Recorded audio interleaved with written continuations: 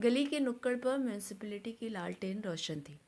लालटेन की रोशनी में मोहल्ले के कुछ लड़के बैठे ताश खेल रहे थे।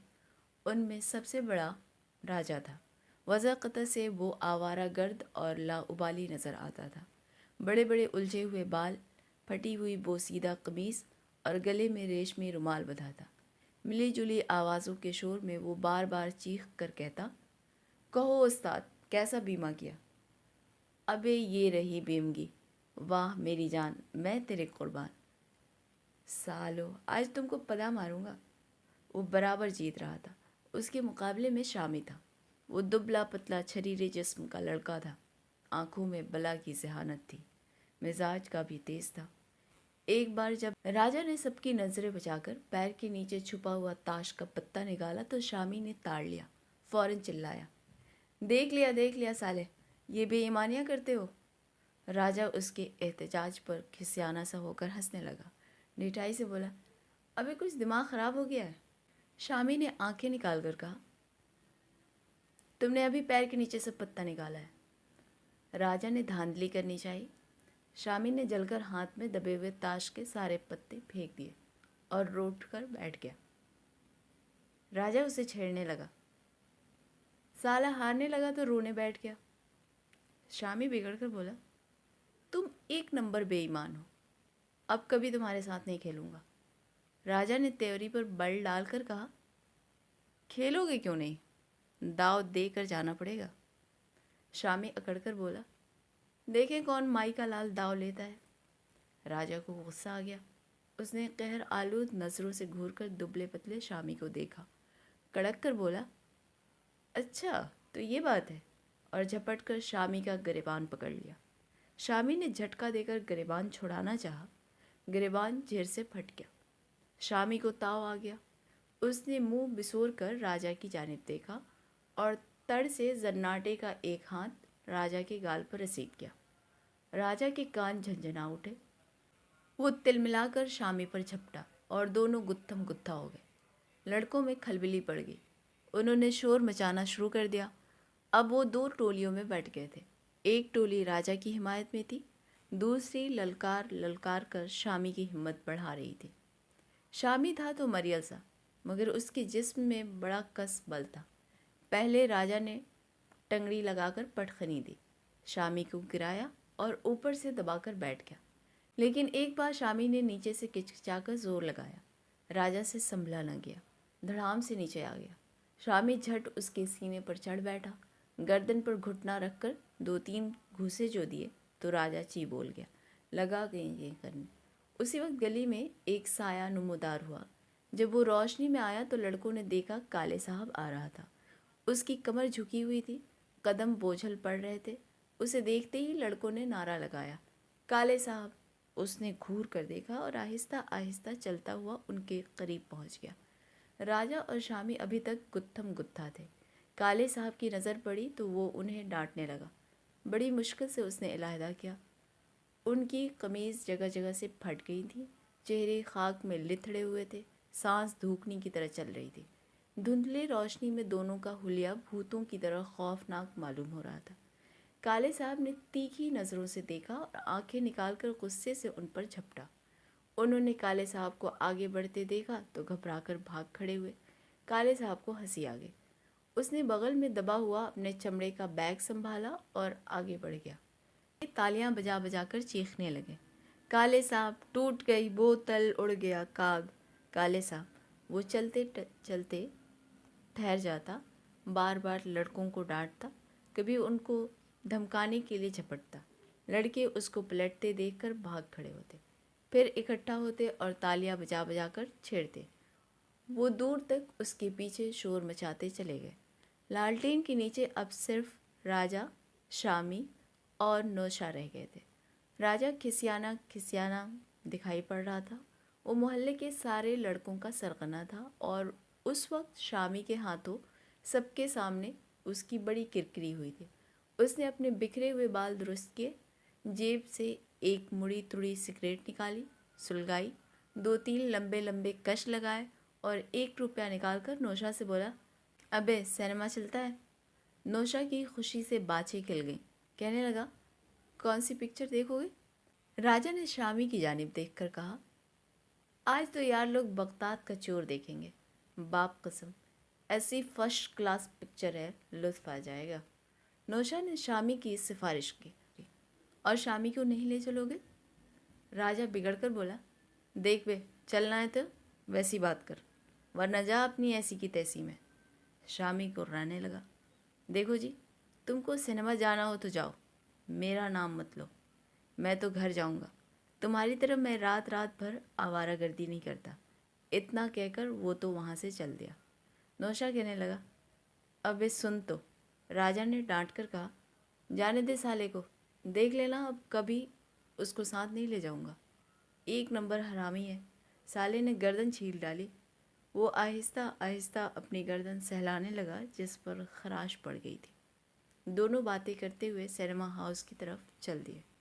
आधी रात के करीब जब वो बगदाद का चोर देखकर लौटे तो गली भाई भाई कर रही थी। हर तरफ गहरा सन्नाटा था। म्यूनसिपैलिटी के लालटेन के नीचे एक खारिश ज़दा कुत्ता बैठा अपनी पीठ खुजा रहा था। दोनों उसके करीब से गुजरे तो राजा ने ऐसी ज़ोरदार लात मारी कि वो ट्याऊं ट्याऊं करता भागा। उसकी चीखों से सारी गली गूंज उठी। नौशा पहले ही सहमा हुआ था, इस शोर से और भी खौफज़दा हो गया। मगर राजा बड़े खलंडरे मूड में था। पिक्चर उसको पसंद आई थी। बार बार कहता था, यार बड़ी ज़ोरदार पिक्चर थी। क्या साला स्टाइल से मुक्का मारता था। राजा ने मुट्ठी भींच कर अपना हाथ बड़े पैतरे के साथ हवा में लहराया और हलक से आवाज़ निकाली, ढम। साथ ही उसने ज़ोरदार कहकहा लगाया। नौशा की पीठ पर हाथ मारकर बोला, बाप कसम, मज़ा आ गया आज। नौशा जलकर बोला, अबे तुझको मज़ा आ रहा है, कहीं अपना सिनेमा ना हो जाए। राजा उसे छेड़ने लगा। जब इतना ही डर है तो साले हाँ फिर सिनेमा क्यों जाते हो? नौशा कहने लगा, यार अब नहीं जाऊंगा, बहुत रात हो जाती है। अबे तू रोज़ यूं ही कहता है, कल फिर जाएगा, देख लेना। दोनों बातें करते सुनसान गली में चलते रहे। नौशा का घर करीब आ गया तो उसने राजा को ठहरा लिया। खुद आहिस्ता आहिस्ता चलता हुआ दरवाजे पर गया। कान लगाकर अंदर की आहट ली। सब गहरी नींद सो रहे थे। उसने किवाड़ों को आहिस्ता से हिलाया। दरवाज़ा अंदर से बंद था। नौशा उल्टे कदमों राजा के पास वापस पहुंचा। राजा ने पूछा, सब ठीक ठाक है? नौशा ने जवाब दिया, दरवाज़ा तो बंद है। उसकी आवाज़ में हल्की सी थरथराहट थी। राजा कहने लगा, अबे तो फिर इंतज़ार किस बात का है? दोनों दबे कदमों चलते हुए घर की चार दीवारी के नीचे पहुंच गए। नौशा का घर भी मोहल्ले के आम मकानों की तरह पुरानी वज़ा का था। खपरेल की छत थी, दीवारें ज़्यादा ऊंची न थीं। राजा दीवार से टेक लगाकर घोड़ा बन गया। नौशा से बोला, आजा मेरे शेर। नौशा चुपचाप उसकी पीठ पर चढ़ गया। उसने दीवार मजबूती से पकड़ी और बंदर की तरह उचक कर ऊपर पहुंच गया। नीचे से राजा ने सरगोशी से कहा, मैं तो अब चला। नौशा ने दबी ज़बान से कहा, अच्छा। राजा तेज़ तेज़ कदमों से चलता हुआ अंधेरे में गायब हो गया, लेकिन नौशा दीवार पर खामोश बैठा रहा। जब देर तक कोई आवाज़ न सुनाई दी तो वो धम से सहन में कूद गया। वहाँ टीन का एक डब्बा पड़ा था। डब्बा उसके पैरों के नीचे आकर ज़ोर से बज उठा। उसी वक्त कमरे के अंदर माँ की आवाज़ उभरी, कौन? नौशा दीवार से चिमटकर बैठ गया और मुंह से बिल्ली की तरह आवाज़ें निकालने लगा। म्याऊं म्याऊं। माँ की नींद में डूबी हुई आवाज़ फिर उभरी, हुश बिल बिल हुश। नौशा दीवार के करीब सहमा हुआ बैठा था। धड़कते दिल से सोचता था, अगर माँ ने बाहर आकर कहीं उसे देख लिया तो अच्छी खासी मरम्मत हो जाएगी। जाड़ों की रात थी। हवा साई साई करती चल रही थी। सर्दी के मारे नौशा के दांत किटकिटा रहे थे। सारा बदन बर्फ़ की मानिंद सर्द पड़ गया था, मगर वो दुबका हुआ जहाँ था वहीं बैठा रहा। जब देर तक कमरे के अंदर कोई आहट न हुई तो उसने एहतियात के तौर पर 2-3 बार बिल्ली की आवाज़ निकाली, मगर कोई न बोला। वो पंजों के बल चलता हुआ कमरे के दरवाजे पर पहुंच गया। दरवाजे का एक पट खुला था। उसने अंदर झांक कर देखा। कोने में लैंप चल रहा था। धुंधली रोशनी में सामने फर्श पर उसका छोटा भाई अन्नू लेटा था। ज़रा फासले पर माँ लेटी थी اور اس کے قریب ہی سلطانہ لحاف میں دبکی پڑی تھی۔ وہ انو اور نوشا سے بڑی تھی۔ نوشا چوروں کی طرح چپکے سے کمرے کے اندر گیا اور انو کے برابر لیٹ گیا۔ اسی وقت ماں نے کروٹ بدلی۔ ڈر کے مارے اس نے انو کی رضائی کو ہاتھ بھی نہ لگایا، جسے اوڑھ کر دونوں سویا کرتے تھے۔ وہ جانتا تھا کہ نیند میں ذرا بھی انو کے ہاتھ لگتا تو گھبرا کر اس طرح چیختا کہ سوتوں کی آنکھ کھل جاتی۔ وہ سردی سے کانپتا سکڑا سکڑایا لیٹا رہا۔ ذرا دیر بعد سلطانہ کی کھانسنے کی آواز کمرے کی خاموشی میں ابھری۔ پھر وہ اٹھ کر بیٹھ گئی۔ اس نے مڑ کر نوشا کو دیکھا جو آنکھیں بند کیے پڑا تھا۔ وہ اٹھ کر نوشا کے پاس گئی، رضائی اس کے جسم پر ڈال کر سرگوشی میں آہستہ سے بولی، وہ منہ بلے، رضائی تو اوڑھ لے، تجھے تو سردی بھی نہیں لگتی۔ نوشا نے آنکھیں کھول دیں اور گھور کر سلطانہ کو دیکھا۔ وہ اسے چھیڑنے لگی۔ آنکھیں نکالے تو ابھی جگاتی ہوں اماں کو۔ نوشا نے زبان سے تو کچھ نہ کہا، البتہ اس کی ران میں زور سے چٹکی بھری۔ وہ بلبلا کر بولی، ہائے اماں، ایک تو کم وقت کے ساتھ نیکی کرو، اوپر سے چٹکیاں بھر رہا ہے۔